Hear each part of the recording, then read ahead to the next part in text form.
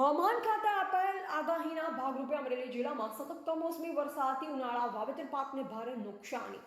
મોટા લીલિયા તાલુકામાં ઉનાળુ વાવેતરમાં પાક નુકસાનીનું વળતર આપવા ખેડૂતોએ કરી માંગ. અમરેલીના મોટા લીલિયા તાલુકામાં છેલ્લા 3-4 દિવસથી ભારે પવન, વીજળીના કડાકા ભડાકા સાથે કમોસમી વરસાદ પડેલ. ઠેર ઠેર ભર ઉનાળે નદી નાળાઓમાં પૂર આવ્યા. કમોસમી વરસાદના કારણે ખેડૂતોએ કરેલ ઉનાળા વાવેતરમાં પાકને ભારે નુકસાન થતા જગતનો તાત મૂંઝવણનો કાળ. ખેડૂતે ઉનાળુ વાવેતર તલ, મગ, બાજરી સહિત અલગ અલગ પાકોનું વાવેતર કર્યું, પરંતુ 3-4 દિવસથી સતત ભારે પવન અને ગાજવીજ સાથે કમોસમી વરસાદથી ઉનાળા વાવેતરમાં સંપૂર્ણ પાક નિષ્ફળ જવાની ખેડૂતોને ભીતિ સેવાઈ. ત્યારે ખેડૂતોને નુકસાનીનું સરકાર વહેલી તકે પેકેજ જાહેર કરે તેવી ખેડૂતોમાં માંગ ઉઠેલ છે.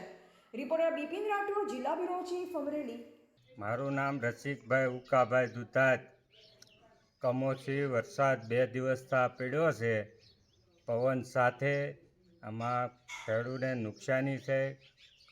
જુવાર, તલ, બાજરી સંપૂર્ણ નાશ પામ્યો છે. તો સરકારશ્રીને ખેડૂતની માંગ છે કે પેકેજ જાહેર કરે. દુધાત કિંજલ મનસુખભાઈ, મોટા કણકોટ ગામ, લીલિયા તાલુકાનું.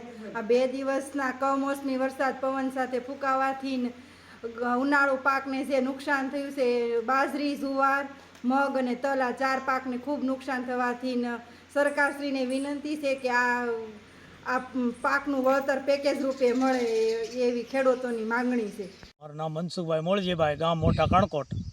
અને આ પવન સાથે 2 દિવસ વરસાદ પડી ગયો કમોસમી, એટલે ઉનાળુ પાકને બધાને નુકસાન થયું રહે. ઝાર્યું, બાજરા, તલ, મકાઈઓ, મગ એને બધાને નુકસાન થયું છે. એટલે સરકાર વહેલી તકે જેમ બને એમ ખેડૂતને સહાય પેકેટ આપે.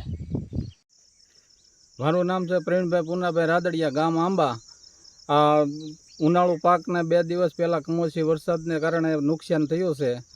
તો સરકાર વહેલી તકે પાકને પેકેજ જાહેર કરે એવી ખેડૂતોની માંગ છે.